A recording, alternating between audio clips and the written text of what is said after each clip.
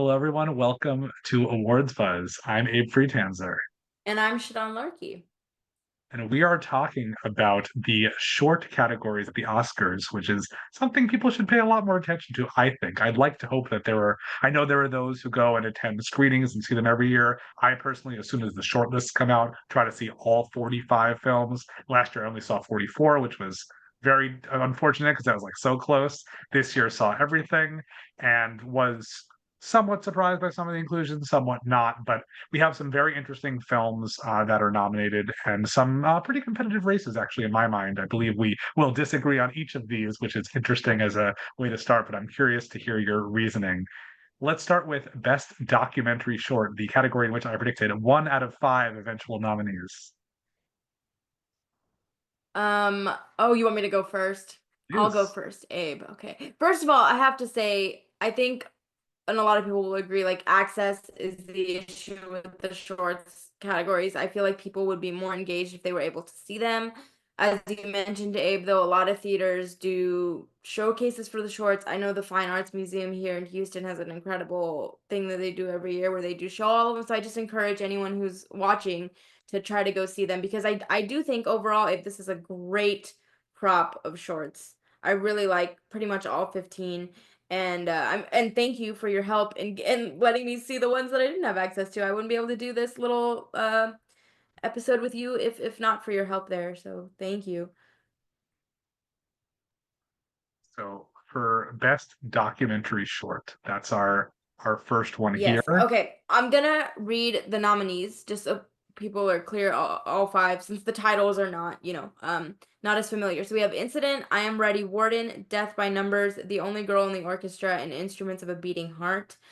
For right now, I'm going with Incident because I think it's such an inventive documentary, and I mean, it's very timely, and I think it does what a documentary short is supposed to do. It makes you think. Again, I think it challenges what a documentary could be. And so that's my reasoning for picking it over your choice, I believe, which is I Am Ready Warden. But I'm very tempted to switch because that is also a very timely and emotional short. I think The Only Girl in the Orchestra and Instruments of the Beating Heart are kind of going to split. I think they have similar themes and maybe a similar vote. So that's kind of why I'm staying away from those two. And I think Death by Numbers, maybe if I'm just going by what I would have, if I had a ballot, I probably would pick Death by Numbers myself, but I just feel like Incident and I Am Ready Warden are stronger in terms of passion, perhaps. Why did you pick I'm Ready Warden here? Convince me to switch, Abe. Convince me to Well, let me switch. know two things first. One is that to your point about accessibility, I think four of these films are actually available publicly. I'm Ready Warden is on Paramount Plus. Um, sorry. The Only Girl in the Orchestra is on Netflix, and Instrument of a Beating Heart and Incident are both on YouTube. So I think that's helpful that if people watching want to check these out, they definitely can. We know Oscar voters should have access to them via the screening room, etc. Incident actually was the only one I picked to be nominated out of all of these. So theoretically, that means I should go for the win. I felt so. It's funny. I remember seeing it was then called Fruitvale, just Fruitvale, and then it came out later as Fruitvale Station with Michael B. Jordan, but it premiered at Sundance years ago. Really incredible film that has a lot to do with just like either cell phone footage or like body cam footage, like the idea that like you're only seeing it from that perspective. And so I think Incident is really interesting that way, but I'm not sure that the documentary does as much to construct it. That said, I don't know that any of these films I would like. We were in our major, Oscar, the other categories, the Oscars, our Zoom, we were talking about soundtrack to a coup d'etat is just so visually inventive and so interesting that way. I don't think any of these films are really that. I think these are relatively straightforward showcases of really good, important stories. I think I Am Ready Warden, there's just something about, I think um, anything to do with the prison. I think there's a lot of really interesting stories lately with Sing Sing and other stuff. I think that it's interesting know like what the title implies, which is that somebody knows they're about to be executed. Like just such an interesting idea that we get to know that person, knowing what the end of the film is going to be like. I will say in favor of The Only Girl in the Orchestra and Instruments of a Beating Heart, probably more Instruments of a Beating Heart. I remember back in, I think it was one of the first years I paid attention to this, 2010, Strangers No More, which was out like a multicultural school in Tel Aviv where kids were thriving, beat, Killing in the Name, about Muslims killing Muslims and all these other like really miserable but important documentaries. Like The Happy One was Mm. victorious. And so I think that, Death by Numbers, Incident, and I Am Ready Warden are very heavy. And I think Instruments of a Beating Heart is just like a pleasant film about what these kids are doing with music. And I think The Only Girl in the Orchestra, despite being about some females and music, is still a different enough film. And so I think Gold Derby actually has Instruments of a Beating Heart rated last, which I'm a bit Mm. surprised by because I think it does have that positive appeal and it's a little bit more not more fun, but a little bit more energizing maybe than The Only Girl in the Orchestra, which isn't present day. I think the other four films are also contemporary. Yeah, the classic Tom O'Neill apple in the bag of oranges argument. It's a good one. I mean, I might switch to I'm ready. Where I like your argument. I mean, I do think Incident of the Five is the most creative, which I think benefits it. I think if we're talking about timeliness of the Oscars, I think sort of I mean, there's a statement to be made if you're voting for, I guess, three of the five shorts, because also Death by Numbers is about school shootings and what happened in Florida in Parkland. So, I mean, which one would be sort of the political minded one? You could make an argument for any of the three, but I guess that's part of why I think Incident maybe packs more of a punch. But that could just be more of a me thing. You've given me a lot to think about. Maybe circle back at the end of the Zoom and see if I've changed my prediction by then or not. It is interesting because it's so different, I think, from the documentary feature race this year, which I think, is it's just different. It just really, really is different. Moving on to the animated short race. This is a sort of fun one where I feel like some of these, I mean, there are definitely two very, very serious films here and three not so serious films, which are sort of fun. The nominees are Beautiful Men, In the Shadow of the Cypress, Magic Candies, Wonder to Wonder, and Yuck.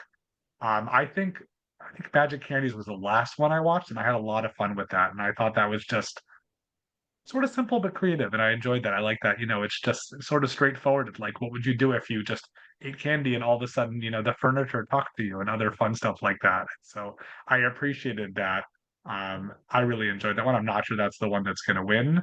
I also would note that in the Shadow of the Cypress, I interviewed the filmmakers who are in Iran, and we had to use Google Meet because I guess Zoom is banned, and they have written recently about how they're not able to travel to the Oscars, and there's a lot of sort of political subtext to that film that I don't think any of the other films really have. And so, in a category with more happy, upbeat films than not, Mm. I wonder how that will do. But I definitely see a surprise win for In the Shadow of the Cypress as possible. Yeah, it's my number two. We just have two different number ones.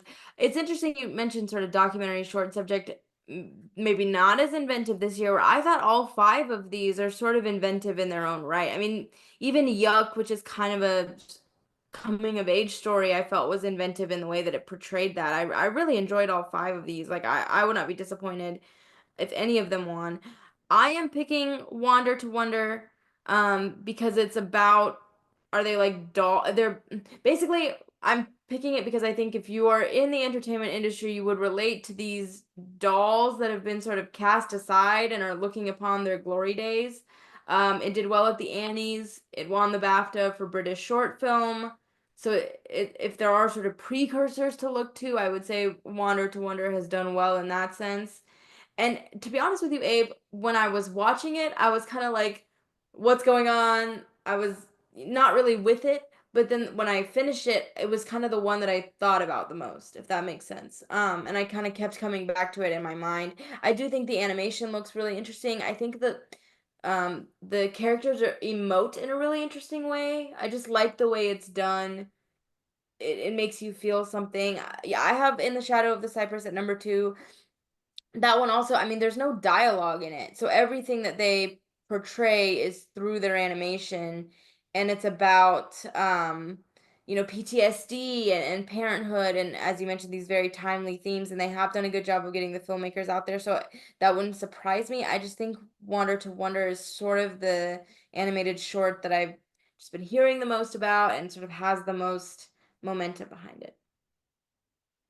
I honestly like as when these got nominated, I had predicted Yuck, Magic Candies, and Beautiful Men, so I wasn't even paying as much attention to Wonder to Wonder. And when I realized that, I was like, oh, that one was sort of creepy. Like it was definitely Mm. interesting, but it also is like dark and disturbing in certain ways, definitely inventive. But I do wonder whether faced with these other pleasant choices, that is the one people will choose. I have it in Mhm. number three actually.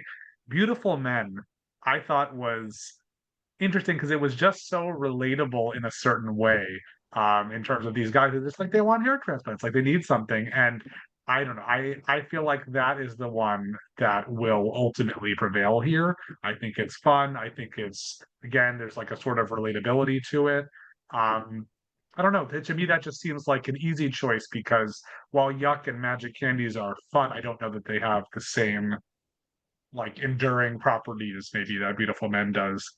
That's my take on that. And I have Beautiful Men, then In the Shadow of Cypress, then Wander to Mhm. Wonder. And even though Yeah, I when would I love to see saw Magic Candies, I don't know. I don't think it's gonna win. Yeah, when I saw that you had predicted Beautiful Men, I was like, well, that makes total sense because it is different in the sense that it's like very adult. I don't know if I'm allowed to say this, but there is are full frontal scenes, which I'm not sure I've ever seen in an animated film, maybe ever. So it is different. I think it's really interesting that it talks about vulnerability in men, and I think the key thing working for it is actually the title. We talked a lot about in terms the nomination period, how sometimes when you haven't seen things, the thing with the catchiest title is the thing that you vote for. And I think that may help it here. So I know I'm not helping my own case. I'm just saying I understand your argument. I just think mine is better because I just think Wonder to Wonder has actually won things. And like I said, it did win. So if you're thinking about it from like an animation perspective, I just think the animation of Wander to Wonder is the most interesting for me. And I think because it's dealing with the industry, there's a relatability to there as well. My only thing I would say is that Beautiful Men does have its own very interesting animation style to it. That is Um, true. but yeah, well, that brings us to Best Live Action Short, which is a category after I spoke to all the filmmakers. I actually think any of these films could win, which is really interesting because I don't think that's the case for the other categories. I think first, worthwhile to see, I think there are a few of them that are available. I think I'm Not a Robot and Alien are both available to watch publicly. The nominees are, it is, I asked the director, one of the directors, it is Alien, is how he says it. Mm. Even though I would have said Alien. Anuja, I'm Not a Robot, The Last Ranger, and The Man Who Cannot Remain Silent. I feel like I'm Not a Robot is definitely the like least serious, even though it has its own sort of like darkness to go with it. I had a lot of fun with that. I really enjoyed that one. And I think that there's something to be said for that creativity, and it certainly could end up winning there. The Last Ranger, very representative of what's going on in South Africa, and just you know, I think the director really talked about this sense of national pride of like bringing this issue, and I think that there's something that kind of film feels like the kind of film that might have won in past years to me. Um, I since the beginning I predicted Alien to be the winner. I thought that that is a very um, urgent subject, and I think especially in this category, the fact that it's the only American entry doesn't necessarily help, but it could. I think the fact that we have a current administration that is like we are going to from the White House official channel like stream deportations and other stuff. Like I think this film could not be any more relevant to the moment. And I think that Anuja is far away. It's a very compelling story and very worthwhile, and talks about child labor and how that works. And the man who could not remain silent has an enduring sense to it, but also is 30 something years ago. What's your take? Um, First of all, I have to say the only one of these categories that I'm even semi confident in is the animated one. This one is the most challenging. You were right to save it for the last one. Alien is my favorite short of all of the shorts, and if I could only encourage anyone watching this to only watch one, it is Alien. I was so moved by this, Abe. I couldn't even tell you. And I'm not a person who cries often when I watch things, and I was just crushed by this. I think it does such a beautiful job of portraying what this family is going through in terms of, trying to get a green card. It's so relatable. And if I was voting with my heart, I would vote for Alien. And I think you're making such a compelling argument of how timely it is. And I think that's the struggle with this category because you have something like The Man Who Could Not Remain Silent, which is also incredibly timely. And I think we could all, you're correct that it happened 30 years ago. Someone brought up a great argument about how the film doesn't necessarily do a good job of giving you the context of everything that's happening. But I don't know if that matters because I think we can all relate to being in a situation where we see something happening to someone and we're kind of thinking, how do we step in? And I think anyone who watches it could very much relate to that. And that's also one where the filmmakers have been around speaking about the film. I think they've done a good job getting the word out. Um, I ultimately went with Anuja because it has Priyanka Chopra behind it. Netflix is a very strong presence in the short categories, so that's kind of my reasoning. But I don't know because again, if we're going by, are you making a statement with your vote? That's why I asked you about the documentary short. I think there's a number of different ways you could make a statement in this category, and so that makes me question like which way are they going to go? Yeah. I also think I was surprised. I was looking back just to see because I feel like I joked with some of the filmmakers that like this category usually has to be foreign language and miserable, like that's the requirement for you to get in. But it actually looks like we've had mostly American winners recently, which is not what I would have expected. I mean, The Wonderful World of Henry Sugar, that's sort of an outlier. And Irish Goodbye, obviously, is not an American, sorry, with English language at least. A lot of British stuff too. And so I don't think that that's exclusively necessary for here. I don't think that's why Alien would win. I do think Anusha is great. I think it's a great choice. And I like that it's not like it sort of has like some of, Slumdog Millionaire Lion vibe to her, like what miserable and things these people are going through, but like it ultimately is a little bit upbeat, which I sort of like. Um, so again, I feel like anything could win here. I have Alien first, The Man Who Cannot Remain Silent, then Anuja, and I actually have The Last Ranger in last place, even though I could definitely see that winning. Like I I really agree. don't know, but I like that because again, I think this is a good crop of films that is very, very interesting, and they're all so different. I'm Not a Robot would be a really fun choice, certainly, but again, I don't know if it's with all these being, I think it's different than the documentary short ones where like I don't know that they need a fun one here. I think that it could just be some that are really necessary and important. Yeah, I don't know. I mean, like I said, if because I feel like okay, if you're voting based on I want to make a statement, then perhaps The Man Who Could Not Remain Silent and Alien kind of split. So then that makes sense that something like Anuja would come up through the middle, especially because again, I feel like that short is a short that's been around for a while, and I feel like people have heard of it, and I think that that really helps it. But I'm Not a Robot is so different, and if we're talking about the apple in the bag of oranges, sort of that argument, then I'm Not a Robot makes the most sense, right? So yeah, I don't know. I'm sticking with Anuja for now, but I could easily change it. And I would just really encourage, as started this by saying, of people making an effort to go out to see these because I do think this is a particularly strong crop this year across all three categories. I also what I would add for Alien is that The Apprentice was nominated for acting prizes. People are Yeah. looking like they want to. They're just don't know their land being nominated. There's certain things that like people want to be very political about some things, and I feel like Alien is a story. It's not a true story. It's not a specific story, but it's something that does happen, and I think that that is not to be undervalued.